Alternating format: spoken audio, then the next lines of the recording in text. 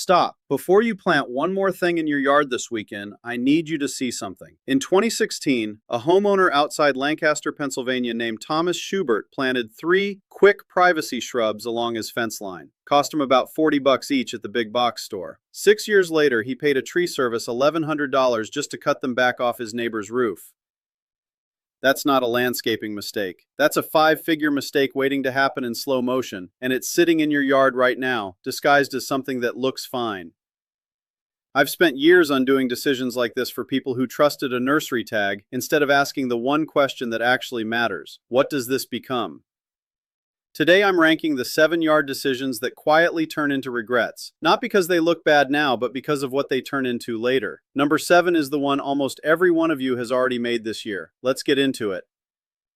Hey, Harry here, and I'll be honest with you, I made version of every mistake on this list before I ever called myself a lawn and landscape guy. The nursery industry doesn't make money teaching you patience. It makes money selling you what looks good in a 5-gallon pot on a Saturday morning. Nobody hands you a photo of what that plant looks like in year 12. So today, no filler. 7 decisions ranked worst to first, straight from real yards, real homeowners, and real university research.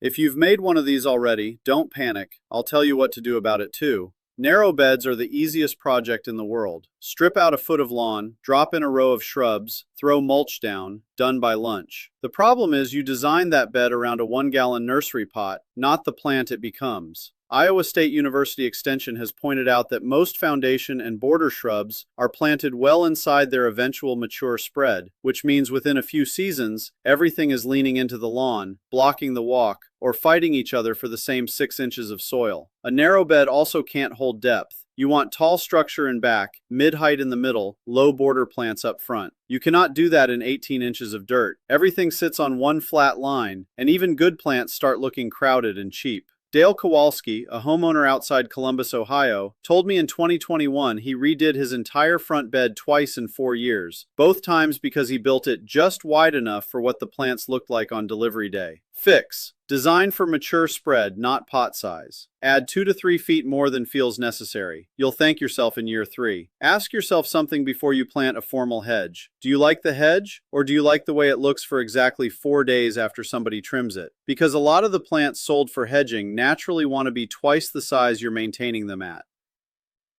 That means the clean look only exists because you're cutting the plant back into submission every single season. Skip 2 trimming cycles and it turns uneven, top-heavy, and honestly a little embarrassing. Penn State Extension has documented how repeated shearing pushes growth to the outer shell of a shrub while the interior goes bare and woody. So when that hedge eventually needs a hard cutback, you're staring at brown, leafless wood that takes years to fill back in, if it ever does. Gene Vogt in Springfield, Missouri learned this the hard way in 2020, cut his overgrown boxwood hedge back to size in 1 weekend, and stared at bare sticks for 2 full growing seasons. Fix. Check the plant's natural, unpruned, mature size before you plant it. If that size roughly matches what you want, you'll trim occasionally. If it doesn't, you've signed up for a part-time job. I get it. Your yard feels exposed, and speed feels like the answer. Fast-growing screen goes in, the view disappears, and for a couple years it feels like the smartest $40 you've ever spent. Then it keeps growing. Taller than you need, wider than the strip can hold, branches start pushing into fences, crowding patios, and the lower part of the plant thins out because the top is hogging all the light.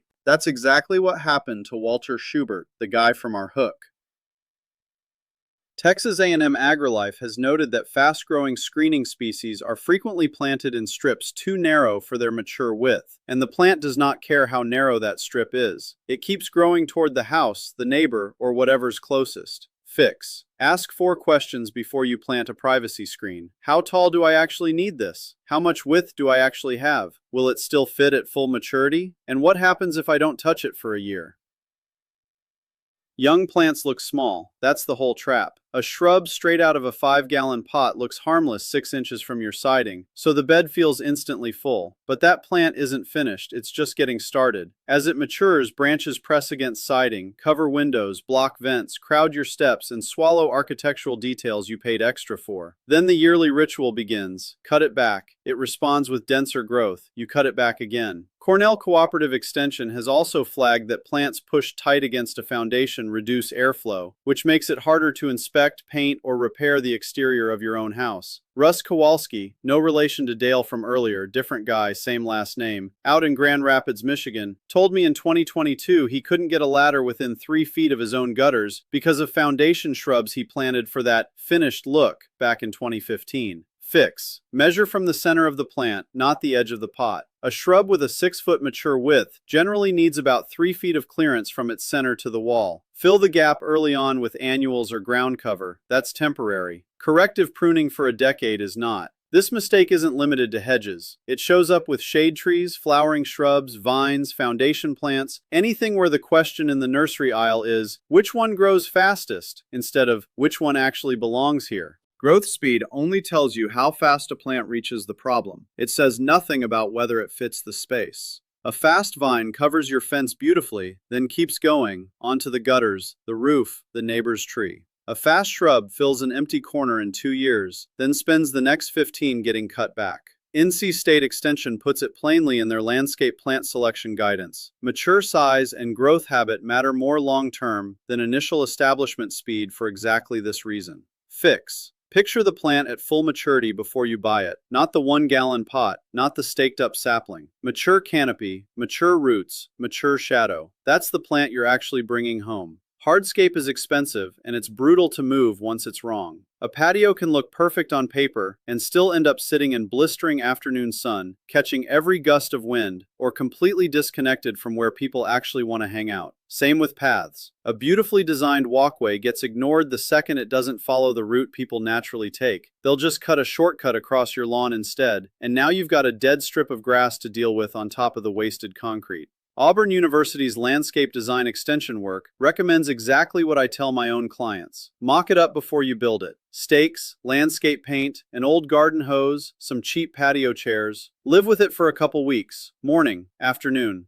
Watch where the shade actually falls and where people actually gather. Daniel Yoder, a homeowner in Bozeman, Montana, told me in 2023 he moved his planned patio 6 feet after living with a staked-out version for 3 weeks. Turned out the perfect spot caught brutal afternoon glare he never noticed on the blueprint. Fix. Moving a lawn chair costs nothing. Moving concrete costs thousands. Test first. Trees are the best long-term investment your yard can make, and also the biggest long-term regret when they're placed wrong, because nothing else in your landscape gets this large or lives this long. A young tree makes almost any spot look reasonable. Thin trunk, small root ball, light little canopy. Then the real tree shows up. Canopy spreads over the roof line. Roots reach toward the driveway, the septic line, the water main. Shade changes what can even grow underneath it anymore. Iowa State Extension's forestry program is blunt about it. A poorly placed tree can't be fixed with pruning the way a shrub can. You're looking at major limb removal or full tree removal, and neither one is cheap. Before you plant, go past the mature height on the tag. Ask about canopy width. Ask how close that canopy gets to your roof line in 20 years. Ask what the root system does near paving, septic, or utility lines. A tree can technically fit your yard and still feel completely oversized for it. A well-placed tree gets better every single year. A poorly placed one gets harder to ignore every single year. That's why it takes the #1 spot. Before you plant or build anything permanent this season, ask 3 questions. What does this look like at full maturity? What will it cost me in maintenance every year after that? And how hard is it to undo if I got it wrong? If you only like a decision when it's young, freshly trimmed, or tightly controlled, that's your answer already. If this saved you from a mistake you were about to make, hit like, subscribe, and I'll see you in the next one. Keep it green. Harry out.